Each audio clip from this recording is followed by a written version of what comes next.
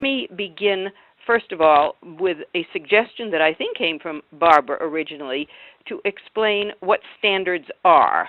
I will talk for maybe about 10, 12 minutes at the most, and then I would like to get questions from you so I know that I'm addressing what you would like me to address. I would just like to explain very briefly that standards are not curriculum. They are better described as intellectual objectives, and this would be true if they were really good standards and not skills, as most of what is in Common Core for the English language arts is. Math is closer to being authentic standards because they have content in them. Most of the ELA standards, English language arts, are skills. Very few have any content in them. And so, okay, I just hear beeps going on. Maybe people are just coming on. But again, standards should be intellectual objectives so that they frame what teachers teach to, and teachers should be able to choose the texts that they want students to read in an English language arts class.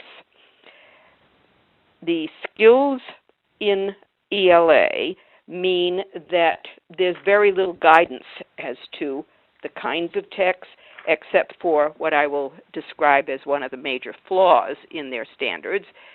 The math ELA, the math standards, focus on mathematical practices, which are things like reasoning and problem solving, and not exactly content. So they're a little bit different, and you would need a mathematical expert, which I am not, even though I know the major issues with the math standards, to talk in detail about the math standards.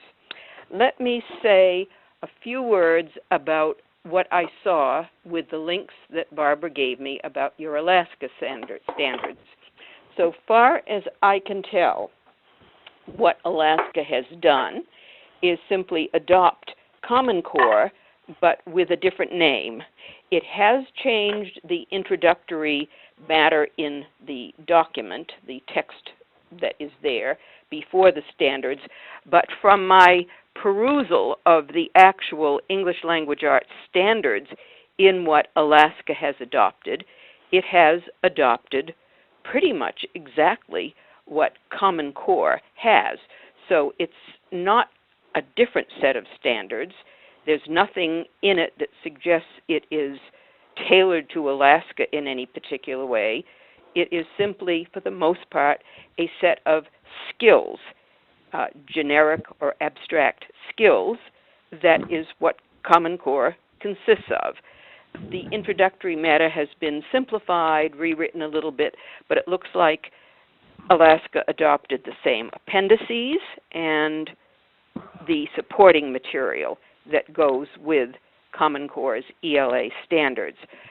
So if that is the case, and Alaska has basically nothing that is very different from what the other 45 or so states that have adopted Common Core have, what does that mean for what Alaska's teachers will be teaching in their classrooms and for the assessments? Remember, we're talking now about ELA, not math, because I want to focus on what I know best and what I have expertise in, which is reading and literary study. What does this mean for classrooms and for assessments? It means, first of all, that there will probably be more writing than reading in every Common Core classroom, because Common Core's ELA standards stress writing more than reading at every grade level. Just count the reading and the writing standards in Common Core. This is not good, because this is the reverse of what a century of research has indicated as the basis for developing reading and writing skills. The foundation for good writing is good reading, and good reading skills are needed in every subject of the curriculum. So at this point, what seems to be the implication in using Common Core's ELA standards in the classroom will be far more time spent on writing than reading, which is not, as I suggest, what is primary for learning how to read well in every subject, including English. The other point I want to make about adopting Common Core's ELA standards is that they very rarely have anything that suggests as an illustration what the level of difficulty of the standard is and what might be an example lesson that could be done to address that standard. This is very different from what I did in Massachusetts when we wrote and adopted our own English language arts standards. What Common Core gives you is simply a skill, and it gives it in an appendix a set of titles that you have to get some idea of level of complexity for from using a readability formula. Now, this is not something that's easily done by either a reading or an English teacher, but the point I'm making is that it's hard to interpret what an ELA standard in Common Core or in your Alaska standards is going to mean, because the examples simply aren't there, and I don't believe they were there in your old Alaska standards either, which I looked at a long time ago. You would know better. But unless you have good examples, which we did in the Massachusetts document, teachers have very little to guide them by, because the levels of complexity at each grade level in Appendix B in Common Core are so wide, there's such a wide range of levels to accommodate kids at different levels of reading, that teachers can introduce reading that covers a wide range of levels of difficulty at every grade level. They're supposed to increase in difficulty. That is one of the positive features of Common Core. But by the time you get to the high school level, it's not very easy to figure out exactly what level of reading difficulty you have. In Massachusetts, we did make sure that it was going to be high school level of reading at the high school level for grades 9, 10, 11, 12. What are the deficiencies or the limitations in what Alaska has adopted? Because it has adopted the same limitations, as far as I can see, that are in Common Core standards. I don't see that they did anything different. You would have to tell me if there was anything different done, but because I could not see it in the materials I was given. The major issue is that the Common Core or New Alaska standards expect English teachers to spend 50% of their reading instructional time on informational texts at every grade level. This is not something English teachers are trained to teach. They're typically trained to teach the four major genres of literature: poetry, drama, fiction, and nonfiction. But they're not trained to teach informational text. There is no body of information that English teachers have ever been responsible for teaching. What this also then means, there's a reduction of literary study. There is an increase in something called informational text. It means that there will be a reduction in the opportunities students have for developing critical thinking and college readiness. Because if critical thinking, or analytical thinking, as I prefer to call it, comes from anywhere, it comes from learning how to read between the lines of complex literary texts.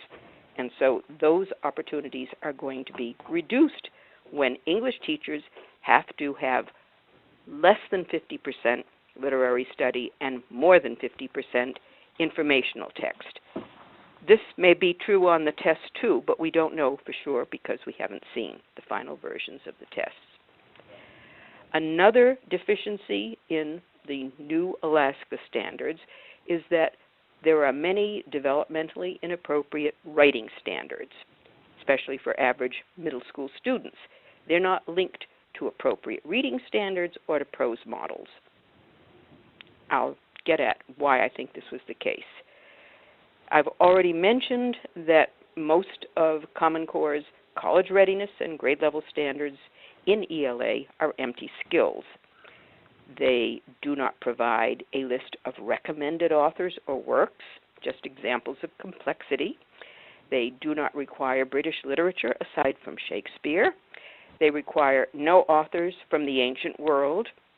As we did in Massachusetts, we had a whole standard on classical Greek and Roman epic poetry, which sounds esoteric, except we were referring to works like the Iliad, the Odyssey, or the Aeneid.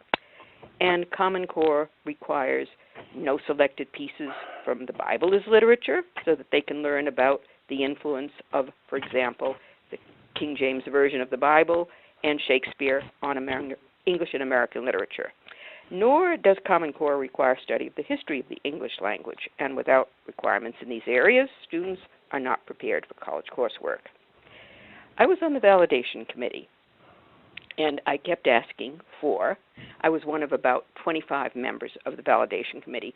I was the sole expert on ELA standards on this committee, whose charge was to ensure that the final standards that came out were internationally benchmarked and had a research base.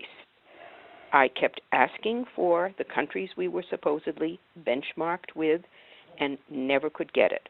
Nor could I get citations to the supposed body of evidence that supported the idea that an increase in instruction and informational reading in the English class would make students college ready. I couldn't get it because Common Core did not seek to do any international benchmarking. It simply claimed it was informed by, quotes around those two words, by documents of other countries. But there was no research, and no other countries were named to suggest that our standards as a whole were comparable, which is what benchmarking means. Were our standards comparable to the best standards in other countries for college readiness? Could never get it. And I checked with a number of reading researchers, cognitive psychologists, I know them in the area, across the country. There is no body of research that would support the idea that 50% of what students read in the English class should be informational text. Of course they should be reading informational text in other subjects, but there's nothing that suggests that this is of benefit in the English class. It distorts the English curriculum. Part of the problem, if not the major part of the problem for all of this, can be traced to who were the chief writers of Common Core's English Language Arts standards. Any state group of legislators should want to know who chose them and what were their credentials. It turns out we can't get any information officially from CCSSO and NGA, National Governors Association, and the Council of Chief State School Officers, the two groups that sponsored these standards, supported by the Gates Foundation. Why couldn't we get any information on the credentials and the rationale for the choice of who the standards writers were? Because they were private organizations and they've copyrighted Common Core standards. So that there can be no change in them. Now, Alaska has adopted essentially the same, but it hasn't said it's adopted Common Core, so I can see where it's done an end game around the issue of copyright. As long as Alaska claims it's got its own standards, then it can claim the copyright issue doesn't matter. Question will be, will they ever change if they want to stay aligned or the same as what Common Core's standards are, which have been copyrighted by these two private NGOs. Now, who were the people chosen in ELA? Their names are well known. David Coleman, who's now head of the College Board, and Susan Pimentel. I knew her well for many years professionally. Neither of them has ever taught in K-12 or in higher education, English or anything else.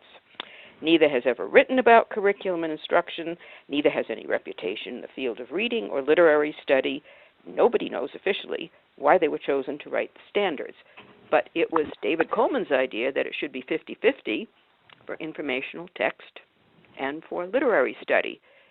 He insists to this day that students need to spend at least 50% of their time in an English class learning how to read informational texts, which means that literature teachers all over the country are doing something they certainly never anticipated having to do. Instead of teaching a whole play or a whole long epic poem, they're teaching excerpts. And this is the only way they can get in long novels or long plays. This is hardly the kind of literary study that one would want, particularly when literary study happens to be important for students intellectually, for developing critical thinking. What I don't know in Alaska, and that person who answered before, who is a staff member, might have better idea about this, but this is one of my suggestions in every state I speak in, and this will be my final remark.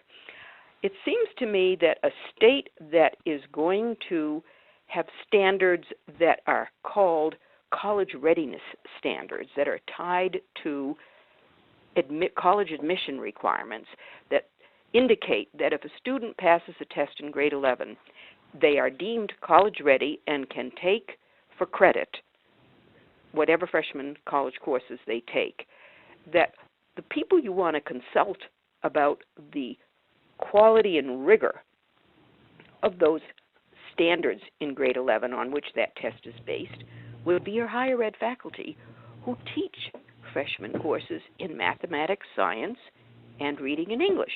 And in every state I've spoken to, none of them were ever consulted by the Board of Education or whatever group adopted Common Core.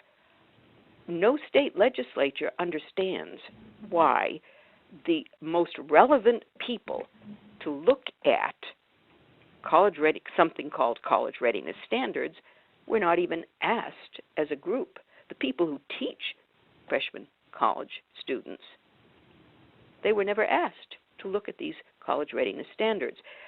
I was just giving testimony in Indiana this past week, and a mathematician on the Indiana University faculty said that as far as they were concerned, Indiana's high school students needed to do a whole lot more in order to get into Indiana's major university than what was in the so-called, quotes, college readiness level of Common Core standards. They want to help, he said. The mathematics faculty at Indiana University would like to help the Commissioner of Education, the Department of Education in Indiana, to rewrite these college readiness standards so that indeed Indiana high school students will be better prepared for doing the kind of work that is expected in freshman math or science courses at its own state universities, Indiana, Purdue, and their branches. These are prestigious universities, and they don't feel that Indiana's own students are going to be able to meet the standards that they want. We're Alaska's university. It has its own university system. One might want to ask, why weren't the math, science, or engineering faculty in Alaska's own higher education system asked by the Alaska State Board of Education to look at these standards? It still could be done. It's not too late. The question is, why weren't they involved in working with Alaska's high school math and English teachers to get the right set of standards? Why did you need a Washington bureaucrat or some faraway agency to tell you what the admission requirements in your own universities should be? I'll stop here because I really would like to answer questions that you may have specifically.